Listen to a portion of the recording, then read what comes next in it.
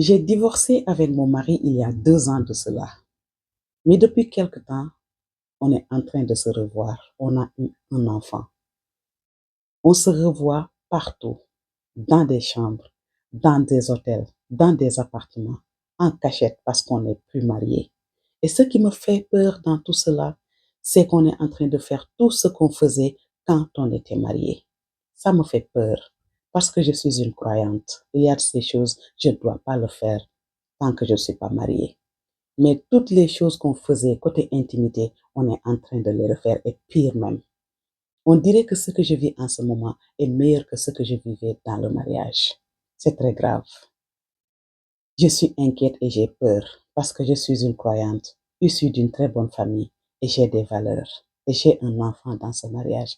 Mais c'est parce que on s'est rendu compte qu'on s'aime toujours, mon mari et moi. On s'est rendu compte que notre histoire ne doit pas se terminer en ce moment parce qu'on s'aime.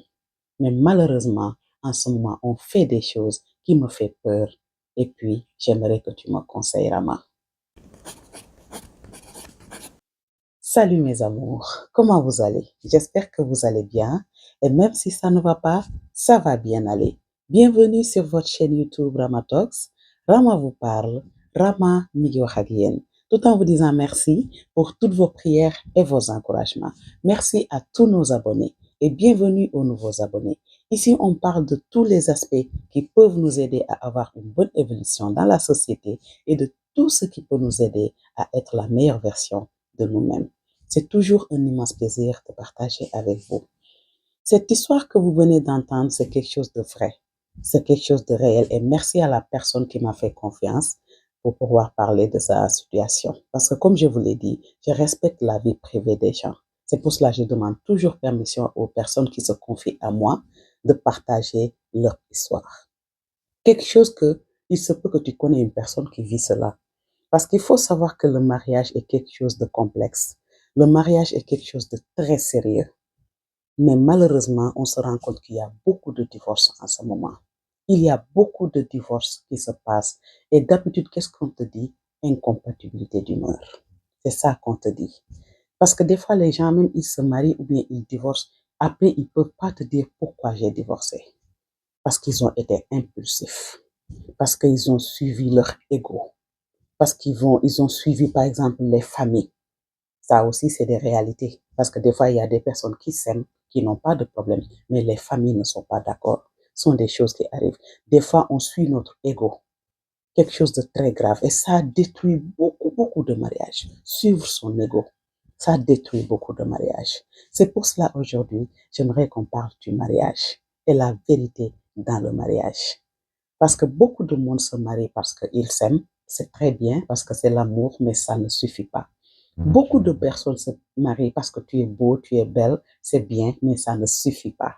Beaucoup de personnes se marient parce que cette personne-là peut me soutenir financièrement, c'est bon, mais ça ne suffit pas. Le mariage est une vérité. Le mariage est sacré. Parce qu'il faut savoir que la vie avant mariage et la vie après mariage, c'est deux vies différentes. Parce qu'avant mariage, tout est beau, tout est romantique. Vous vivez dans le rêve. Les peu de temps que vous passez ensemble, c'est beau. Vous faites des cadeaux. Vous ne dites que de bonnes choses. Vous vivez pleinement l'amour. Mais après le mariage, tout cet amour-là est là. Mais il y a une autre réalité qui est là. Là, vous vivez ensemble. Vous dormez ensemble. Vous passez la journée ensemble. Et en plus, il y a d'autres personnes qui sont là. Soit la belle famille, soit les sœurs, les frères et tout ça. Donc, c'est une autre réalité. Donc là-bas, l'amour seulement ne suffit pas. Là-bas, c'est la vraie vie qui est là. Et il faut être une personne très déterminée pour garder son mariage. Parce que si la détermination n'est pas là, si la communication n'est pas là, si on ne laisse pas nos égos, que l'homme met ses égos de côté, que la femme met ses égos de côté, le mariage ne va pas réussir. Parce qu'aujourd'hui, tu entends, comme je viens de le dire, une personne divorce. Tu lui demandes, mais pourquoi tu as divorcé? Il te dit que, ben, finalement, j'ai vu que cet homme-là, c'est pas mon mari ou c'est pas ma femme. Non. Parce que tu croyais connaître la personne. La personne, on ne la connaît pas assez. Même si vous êtes mariés. Parce que là, les vraies attitudes vont sortir. la vraie personne sera là. Parce que moi, je me dis que les 5 premières années, des fois même 10 premières années, ce sont des années de prise de contact. Vous apprenez à vous connaître. Et ces moments-là, ça va être chaud. Il y aura des hauts et des bas. Des fois, tu dois découvrir des choses chez ton homme ou chez ta femme. Tu vas te dire, est-ce que c'est cette personne-là que j'ai connue? Oui, c'est cette personne-là que tu as connue. Mais il faut savoir que cette personne-là, vous n'avez pas grandi ensemble. Vous n'êtes pas nés dans une même famille. Vous n'avez pas les mêmes attitudes. Vous n'avez pas les mêmes valeurs et la même éducation. Donc, vous êtes là pour vous compléter. Vous êtes là pour vous rééduquer. La femme doit rééduquer son mari. Le mari doit rééduquer sa femme. Mais tout ça, ça se passe dans la communication. La communication est très importante dans le mariage. Il y a beaucoup de couples qui se cassent parce qu'ils ne communiquent pas assez. Parce qu'ils se disent qu'il y a des choses, c'est des détails. Dans un mariage, il n'y a pas de détails. Il faut parler de tout. Et puis, savoir comment parler, où parler et quand parler, c'est quelque chose de très important dans le mariage. Il faut beaucoup communiquer. Ne laissez rien passer. Parce que ces choses-là que vous laissez passer, après, ce sont ces choses-là qui vont se transformer en réels problèmes. Et si ces problèmes-là adviennent, finalement, ça cause le divorce. Et que l'amour est toujours là. Autre chose aussi à éviter dans le mariage, il faut dédramatiser. Il ne faut pas prendre les choses au premier degré. Ça détruit aussi beaucoup de mariages. Il faut savoir dédramatiser. Il y a de ces situations, il faut savoir dédramatiser. Il faut dire que pourquoi je prends ça au premier degré. Il faut juste en parler et passer à autre chose. Et surtout, ce qu'il faut éviter dans le mariage, c'est de suivre ton ego. L'orgueil, ça détruit beaucoup de mariages. Il ne faut pas être orgueilleux dans le mariage. Il ne faut pas suivre son ego. Beaucoup de divorces se sont causés parce que l'homme et la femme suivent leur ego. Ils oublient même qu'ils ont des enfants. Je ne dis pas qu'il ne faut pas divorcer, hein, parce qu'il y a de ces situations, il y a de ces couples. Vraiment, vaut mieux se séparer que d'être ensemble. Oui, ça, je suis d'accord.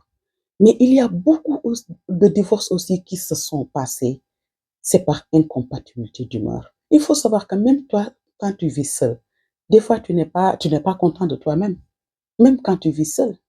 D'autant plus que tu vis avec une personne dont vous n'êtes pas nés ensemble, vous n'avez pas grandi ensemble, vous n'avez pas les mêmes valeurs, vous n'avez pas la même éducation. Mais l'incompatibilité d'humeur, c'est très important. C'est quelque chose de normal. C'est très normal dans la vie de couple. Les humeurs ne sont pas les mêmes. Mais la seule chose qui peut régler tous ces problèmes-là, c'est la communication. Beaucoup communiquer. C'est de mettre nos égos à côté et surtout de dédramatiser et d'avoir le mental fort et d'être déterminé. Parce que le mariage est très sérieux. Et les réalités du mariage n'ont rien à voir avec les réalités avant mariage. Donc, on peut beaucoup en parler et ne pas en finir. Le mariage est quelque chose de sacré. C'est quelque chose avec lequel on ne joue pas, surtout si les enfants sont nés. S'il y a des enfants, il ne faut pas jouer avec le mariage. C'est sacré, ce sont des liens sacrés. Parce que imaginez ce que vit ce couple-là en ce moment. Vous êtes divorcés, mais vous êtes là en train de vous cacher pour vous voir et faire des choses qui ne sont pas vraiment à faire. Parce que vous avez un enfant et vous êtes obligé de vivre en cachette. Pourquoi? Incompatibilité d'humeur. Et en ce moment, vous êtes ensemble, vous vous voyez. Et les humeurs sont toujours là, mais vous continuez à vous voir. Donc, il faut bien y réfléchir. Le mariage, c'est quelque chose de sacré. Le mariage, c'est sérieux. Et il faut préserver son mariage. Il faut être une personne déterminée et courageuse pour pouvoir préserver son mariage. C'est toujours un immense plaisir de partager avec vous et merci de nous suivre sur Ramatalks. Sama mbokk yi maa ngi leen di nuyu maa ngi leen ziyaara di leen ñaanal jàmm te di ko sàkku ci yéen di leen wax saa su nekk mbégte lay nekk ci di jàkkaarloog yéen mbégte lay def ci di waxtaan ak yéen ndaxte nag xas nañ koo miin xas nañ koo tàmm di waxtaan ak yéen di weccoo ak yéen xalaat waaye tamit su ngeen amee xalaat yéen tamit def leen ko ci commentaire yi parce que loolu dafay tax parce que waxtaan li ci neex mooy interagir léeg-léeg nga am xalaat léeg-léeg nga am gis-gis ndax nag ñun du ñun ñoo xam lépp du ñun ñoo mënee fépp waaye dañuy waxtaan ak yéen donc bu ngeen interagir ci commentaire yi ñu xam seen xalaat yéen tamit léeg-léeg sax ngeen am suggestion yi ngeen ñu defal loolu lañ ciy kontaan bu ko defee waxtaan bi gën a neex kon nag maa ngi leen di nuyu bu baax a baax di leen ziyaara am ku ma wax histoire am ne ma Rama man de tafee ñaari at a ngi nii dama divorcé ak sama jëkkër waaye depuis quelque temps ndax am nañu sax benn doom waaye depuis quelque temps dañoo nekk di gisante waat te nag li ma gën a metti ci gisante bi mooy dañuy làqatu fu ne fu ñu mën a làqatu rek dañ koy dem pour mën a gisante mu nekk loo xamante ni ma metti la ndaxte nag jullit laa te dama nekk doom nit ku baax nit ku am ay valeur mais damay obligé di làqatu di gisante ki nga xam ne moo nekkoon sama jëkkër te li ma si gën a metti mooy lépp loo xamante ni ba ñu sëyee ñu ngi ko daan def si biir nekk ñu ngi ko nekk di def lu ko raw sax mu tiital ma lool bu ma nekkee ak moom sama xel du fi tax nekk waaye bu ma ñibbee suñu kër damay jooy ndaxte li may def neexuma waaye ba tey daf ma bëgg te ba tey dama ko bëgg tey lañu gën a bëggante sax këba ji sëy waaye li ci metti mooy sëyatuñu Rama nag ma bëggoon nga dimbali ma si wax dëgg yàlla ma lay jaajëfal di la remercier au passage maa ngi ci waxtaan ak moom ñu ngi ci waxtaan man ak moom mais nag demandé naa ko est-ce que mën naa ko partager ak samay internautes mu ne ma amul benn problème ndax li may wax saa su nekk rek vie privée jàmbur dama koo respecté te loolu mooy li nga xamante ni mooy tax nit ki am confiance ci yow mu nekk loo xamante ni nag lu doy waar la daf ñuy yóbbu ci waxtaanee sëy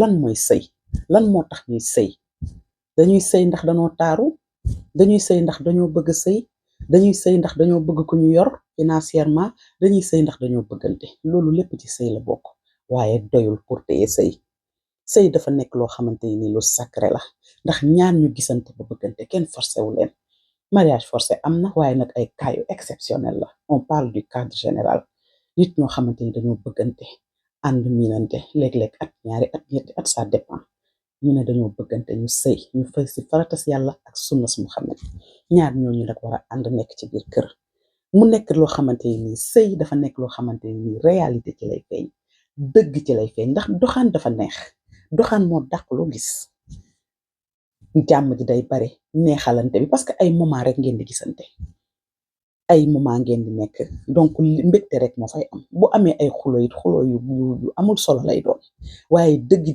ji mooy bis bu ngeen sëyee ñaari vie yi différent la foofu nag ndaanaa na koy gérer gis nga foofu nag xel moo koy gérer foofu détermination la àndal foofu dafa nekk loo xamante ni fulla ak fayda ak li nga xamante ni moo di communication di waxtaan gis nga jëkkër ak jabar waruñoo bañ a waxtaanee dara naan lii déedéet jarul ma koy wax sama jëkkër wala jarul ma koy wax sama jabar wóorul ndaxte nit ki léeg-léeg mën na découvrir dara loo xamante ni si jabaram wala si jëkkëram fekk ni du jëkkër moo ko wax wala du jabar moo ko wax te yooyu mën na indi dencalante kon communication dafa baax ci diggante ñaar ñuy sëy bu baax a baax bul wax mukk ni lii détail la duma ko waxtaanee dee leen waxtaan diggante bi la gën a fluide diggante bi la gën a neex diggante bi la gën a am jàmm mooy jëkkër ak jabar buy communiquer tant que ñu ngi communiquer réeroo bu amee sax bu yendoo du fanaan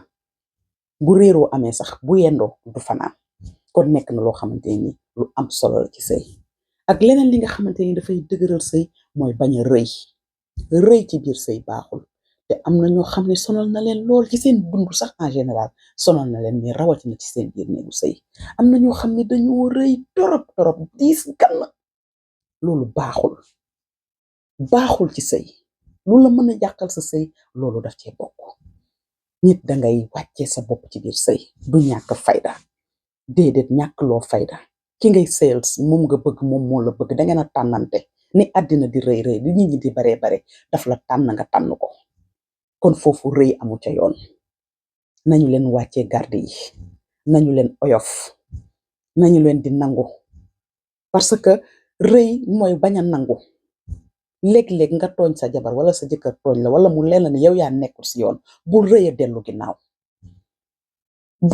dellu ginnaaw ndaxte rëy daf lay baare sa àdduna sax dafay naqari boo tooñee jéggalul taxul nga ñàkk fayda au contraire boo toogee sa xol dafay feex kon rëy nekk na loo xamante ni tamit lu bëri ci lu tas sëy yi tey rëy ci la bokk ku nekk di gis sa bopp man duma nangu li man dooma gën a bu yàggee da ngeen di soofante bu yàggee sëy bi dafay tas après ku ne di toog di rëy ci waa man lu tas sama sëy bi kon rëy nekk na loo xamante ni lu mën a tas sëy la leneen loo xamante ni tamit lu mën a indi problème ci sëy la mooy di jëlee lépp premier degré déedéet am na yoo xamante ni jarul la rey sa bopp wane ci sax ak ñàkk jom bu mat sëkk ba nit ñi dem na ma ne kii sa jëkkër dem ba ne kii ku ñàkk jom la fekk ñàkkuloo jom caaxaan indiw la fi xam nga dañ koy faral di wax caaxaan dugg naa xaw ma caaxaan dootuma fi génne nuñ koy waxee noonu loolu warul nekk ay woy kese dëgg la war a doon dugg naa fi ba pare rawatina nag ma jur ci ay doom caaxaan waratu la génnee ci biir say boobu li la fay génnee war na bés bu ko nit ñi déggee ñu ne ah wax dëgg yàlla ñii de ñu tàggoo sax ñoo gën ñu ànd loolu la war a doon mais lan moo la fi génnee incompatibilité d'humeur léegi sëy bu divorce boo gis incompatibilité d'humeur waaye yow koo xamante ne juddoo leen ci benn kër yaroo leen ci benn kër màggewu leen ci benn kër bokk leen jikko bokk leen réalité bokk leen dara kooku bu ngeen dëkkee nga defe ne dina yomb début bi du yomb de jikko yi du benn valeur yi du benn te xamantewu leen woon ci ndoxaan ba ndax jikko yëpp feeñul mais jikko dafa di loo xamante ne day toog ci buntu kër gi boo fa yàggee mu fekk si la ci boobu nag juróomi at yu jëkk yi wala léeg-léeg sax fukki at yu jëkk yi da ngeen toll ci jàngante xamante joxante loxo léeg-léeg mu tar lool waaye li koy téye rek mooy la leen boole ak sa détermination ak di communiquer bañ di réeroo bul ne lii duma si wax wala naa ko wan naa su rek muñ ko déedéet communiquer ak sa jëkkër ndax sa jëkkër xam na la yow xam nga ko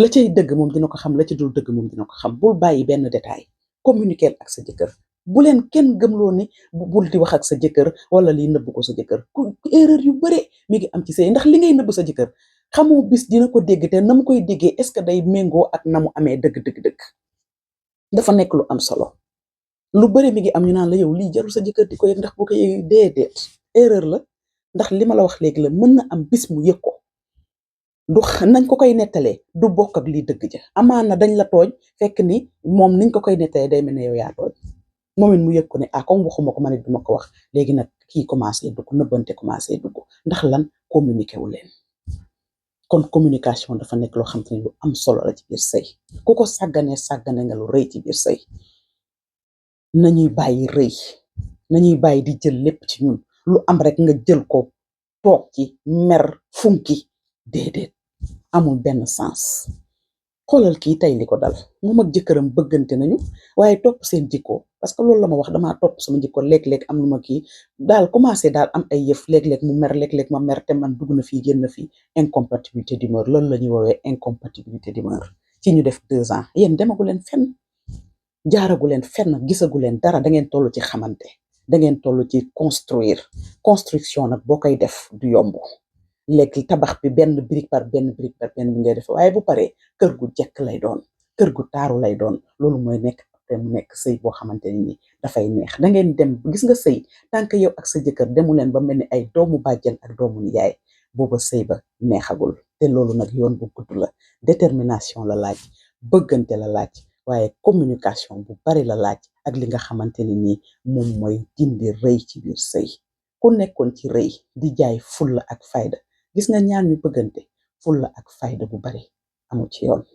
mën nañ cee waxtaane du jeex te dinañ ci indiwaate yeneen ak yeneen yoo xamante ni ku ci jàpp di nga réussir sa sëy di nga nekk si jàmm ak sa jëkkër di nga nekk si jàmm ak sa belle famille ku ci nekk di nga xam relation bi ngay tissé ak moom bu ko defee kër gi neex ndax man nag dama gëm ni pour doomu xasa juddu noo mën a def rek pour préserver sëy boobu danga ko war a préserver kon nag sama mbokk yi tey fii laay yem ak yéen di leen kontaane bu baax a baax di leen wax chaque jour mbégte laay am ci di jàkkaarloog yéen bu dee abonné guloo aboneel dina ma neex lool bu dee yaa ngi partagé vidéo yi continuer di ko partagé bu dee aimé woon ak vidéo bi heure boo ko seetaane ba pare bësal pouce aimé bi maa ngi leen di nuyuwaat encore di leen ziyaara di leen jox daje ba beneen yoon jàngeen jëf